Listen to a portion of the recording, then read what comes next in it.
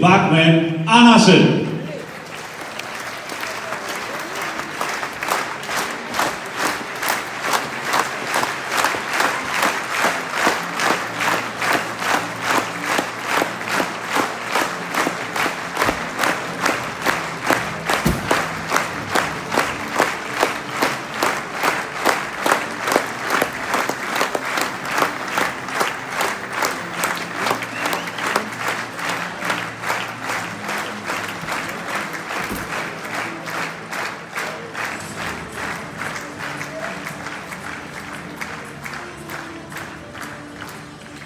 Tusind tak skal I have alle sammen. Det er en fed velkomst.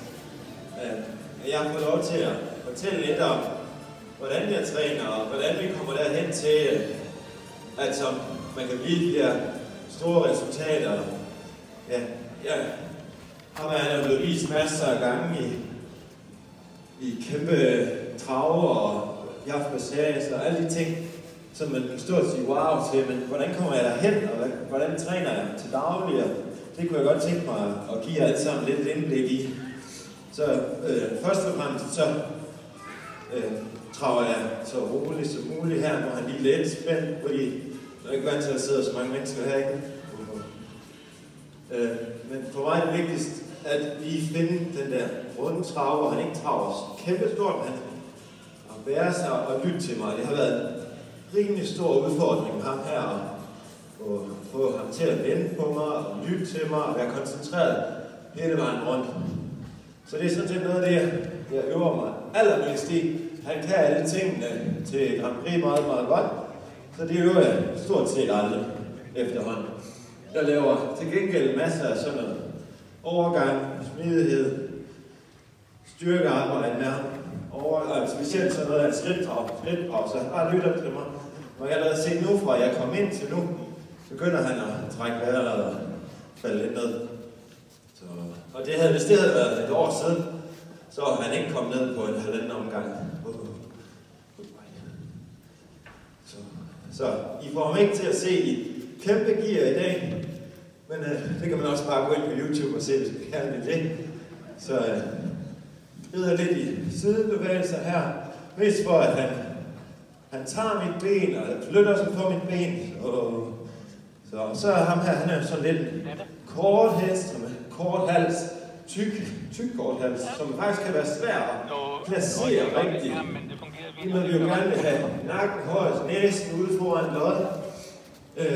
Det kan være meget svært, men på den anden side kan man heller ikke øve det hele tiden at ride op og ud med næsen, så jeg bruger ikke meget tid på os at lægge ham lidt ned og ud med næsen, så han bliver så lang og flad som muligt, så jeg får ryggen med på ham. Så er det sjældent også. Så det er traverser, det kan vi også sige. Så det er ikke så vigtigt at lave de der style Grand Prix traverser, fordi det er han også god til. Det er vigtigt, at han accepterer mit ben og flytter sig her, så rundt på kort side. Hvis jeg nu føler, at han begynder at løbe lidt, så kan jeg lave en halv grad eller en skridtovergang, travlt igen. Sammen til den anden side. Værtaget, Så det er sådan set det allervigtigste for mig, det er det her arbejde i daglig træning.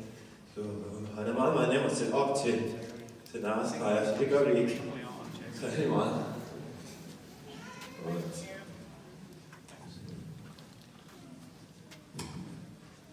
Så han, igennem det her arbejde her, han er blevet meget mere stabil og meget mere sikker på sig selv. Så når jeg kommer ind på banen nu, så kan jeg faktisk begynde rigtig sådan slappe af og nyde turen derinde. De første par år her, hvor jeg har været her med stævne, har det været meget udfordring. Bare at komme rundt, og uden at have spændt for meget om. Så det jeg bruger rigtig meget tid på, at jeg galop, frem og tilbage, masser af overgange. Og så er det vigtigt for mig, at han svarer på sædet. Jeg kan komme tilbage uden at bruge hånden. Kun lige møde med hånden. Og at han bliver stående derude med næsen, når jeg kommer tilbage. Det er ikke mit mål. Man kan sige, for et år eller to siden, når jeg kom tilbage, så tog han altid næsten helt ind til bringen. Og det var sådan lidt, han viste lidt sin svaghed, altså, det var helt super. komme tilbage, sætter sig ned bag i, og bærer sig selv, og jeg kan komme til at give efter. Det er ligesom noget, vi har trænet på i de sidste par år, faktisk hver eneste dag. For mig er det virkelig vigtigt, at det her basic work, at det virker, inden jeg går til nogle af de svære øvelser, som der er i Grand Prix, idrætsarrangementer og alt sådan noget. Jeg ikke kan ligge og lave det her arbejde, som bare er nu ved jeg godt, at han skal chancere der, så ventede jeg bare lige. Hvis det nu havde været inde på banen, jamen, så måtte jeg jo tage det. Men her træner vi bare så, okay, så der vil han også gerne løbe lidt fra det. Så kommer jeg bare lidt mere tilbage nu. Det er jo lidt godt. Og når han så svarer, så er min omgående reaktion her at give efter, både med sædet, mit ben og min hånd. Sådan at han kan mærke, okay, det var det du ville. Du vil bare lige komme til at vente, og så slapper af igen. Det er noget af det, jeg mener, mange ryttere gør forkert. Det er, at de spørger efter en halv parade, eller spørger efter et eller andet, og de får egentlig også reaktion. Men de giver ikke efter hurtigt nok. Så kan hesten ikke vide, hvad det er, den skal.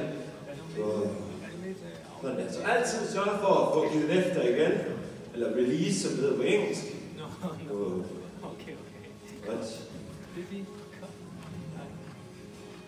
Hvor jeg så lidt sidebevægelser også her, så han tager mit ben, slapper af for mig. Ja.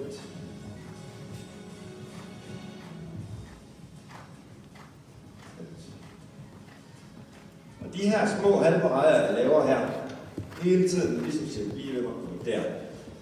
Det kan jeg også gøre at bruge inde på banen, eller det bruger jeg rigtig meget på banen, for at være sikker på, at han bliver ved mig. Det går helt vildt hurtigt i en Grand Prix.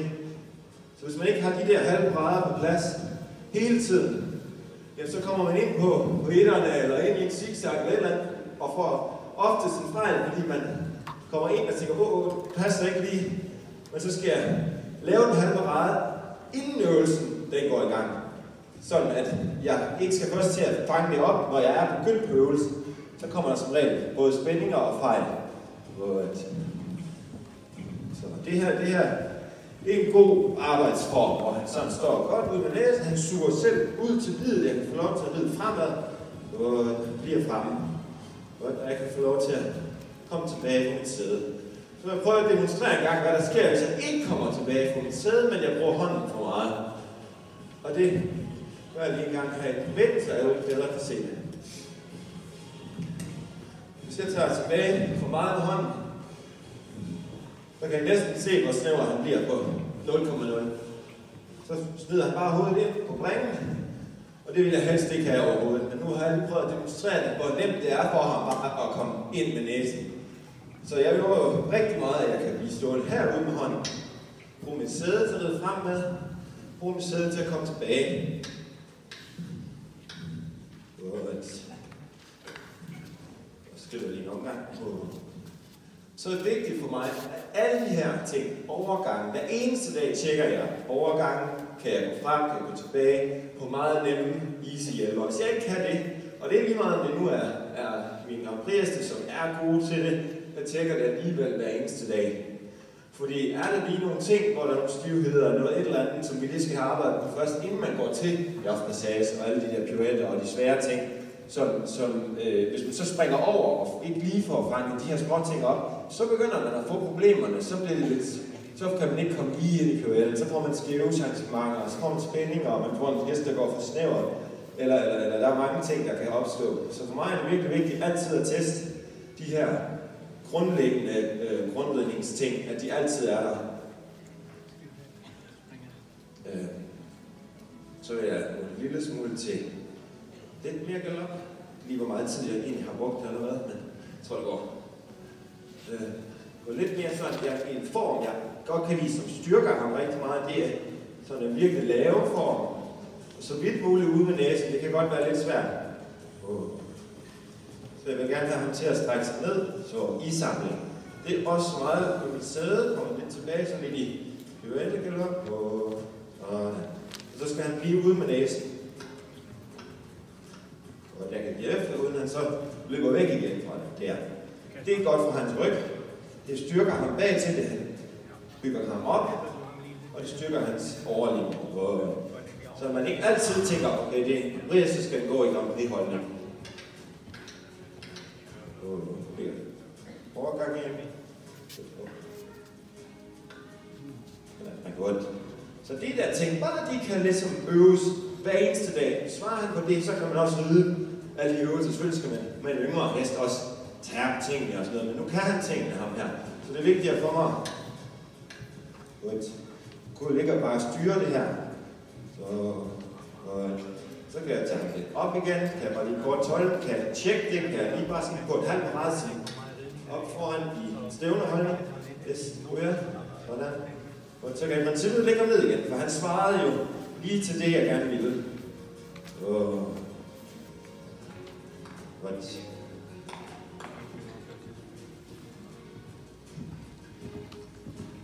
Så vigtigt, at man får lov til at ride fremad. Det er også vigtigt, altså at man ikke altid kommer til at ride tilbage, men også kan ride rigtig ud i gearne en gang. Og det kan jeg også godt lide, at man virkelig sådan siger, lad den løbe en gang, hvor man kan så få den fanget ind igen. 2 galopspring, 2 galopspring frem igen, og 2 galopspring tilbage igen. Det er de der så rigtig gode lydhedsøvelser, som bare gør hesten helt vildt meget under hjælperne. Ligesom sådan en overgang der. Samler, skridt. Så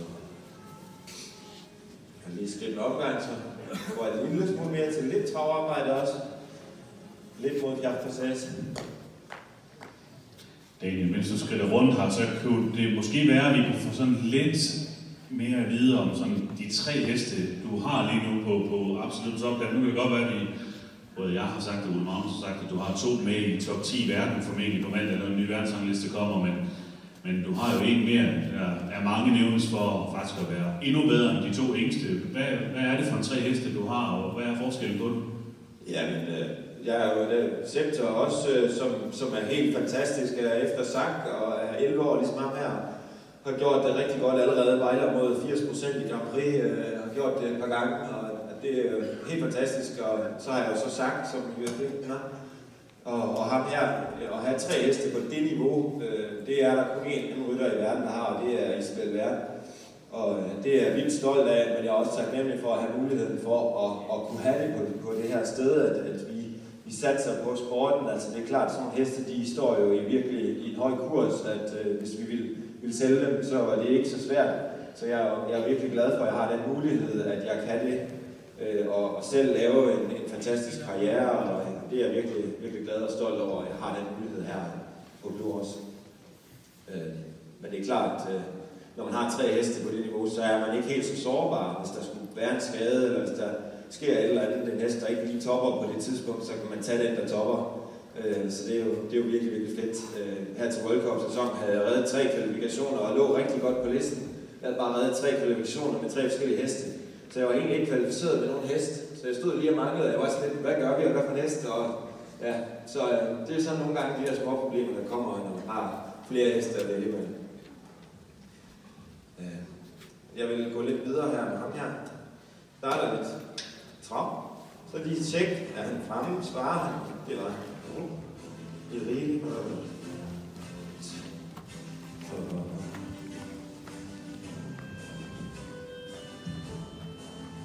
Så laver jeg tit sådan, hvis jeg en dag har, okay, vi laver lidt jagtproces, så traver jeg gerne først, tjekker jeg frem, og så går jeg lidt tilbage en gang med.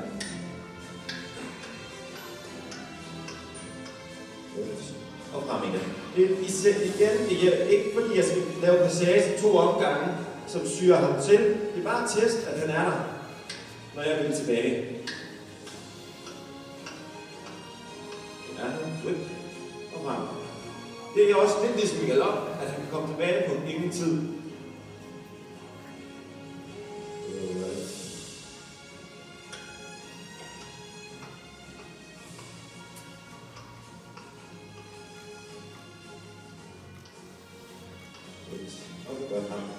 Så er det ligesom for at bygge videre på det. Det er ligesom næste skridt, det er hen mod en overgang mod Piaf. Og der er sådan i Grand Prix går det jo meget stærkt, man har ikke ret mange meter til at forberede sig. Men i træning kan jeg godt lide, at man går hen og siger, Passage laver en lille smule mere. Henning laver passage lidt kortere. Som om man vil pirfere, men man pirferer ikke. For han ved godt, at han skal pirfere. Så jeg går hen og sætter lidt kortere passage. Og lidt ud igen. Godt. Lidt kortere igen. Og ud igen. Godt. Og igen. Og det kan jeg rigtig godt lide, fordi hesten skal heller ikke vide, hver eneste gang man går ind over midten, så skal de lave piaf. Den første bliver de både træt af det, men de bliver også kloge med tiden, de kan springe om det hest. Og de ved, okay, så drejer man, og det skal man pirfere. Så det er vigtigt, at man ikke altid ligger og laver det de steder, hvor det er, man skal lave det. Så ligger lidt ned også på stats, for at gøre det bedre for ham i ryggen. Godt. Går ind og prøver at pirfere en gang. Det går midt. Og ligger lidt fremad.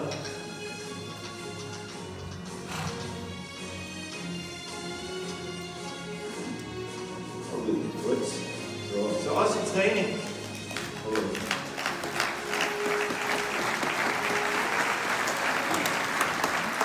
Så også i træning her. Så ligger jeg ikke og laver 15 trin på stedet, som de skal være inde på banen. Men jeg ligger og laver måske 5-6 trin lidt på stedet, 5-6 trin lidt frem og lidt på stedet igen. Sådan jeg veksler hele tiden. Hvad gør jeg? Jeg frem og tilbage lidt. Jeg lige prøve en gang til. Og jeg gør det lidt kommer lidt på stedet også.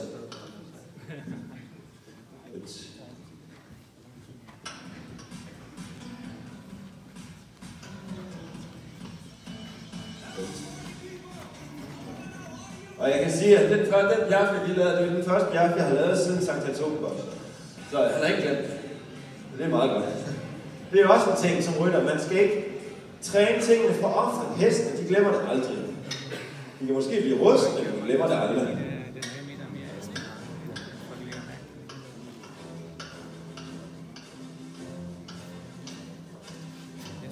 Så lidt frem. Lidt tilbage. Frem. Godt.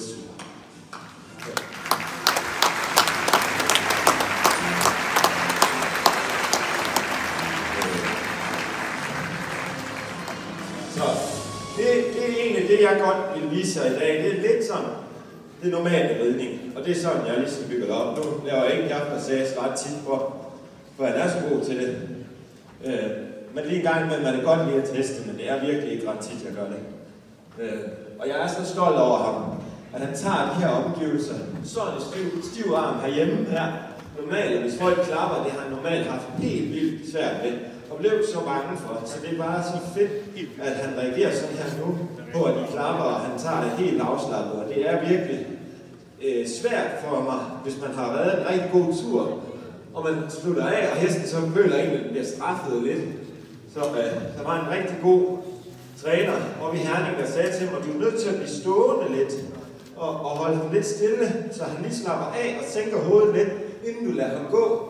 Og det var bare sådan et godt råd, og det har jeg gjort sidenhen, og det er ligesom om, han faldt lidt mere til ro nu, så han ikke føler, at han stresser helt vildt på den sidste midterlinje, fordi han ved, at klapsalveren kommer lige om lidt. Så ja, jeg håber, at I kan få lidt ud af det her, og I er velkommen til at stille nogle spørgsmål senere, når jeg er ude bagved. Det gør I bare, vi finder mig bare og spørger løs.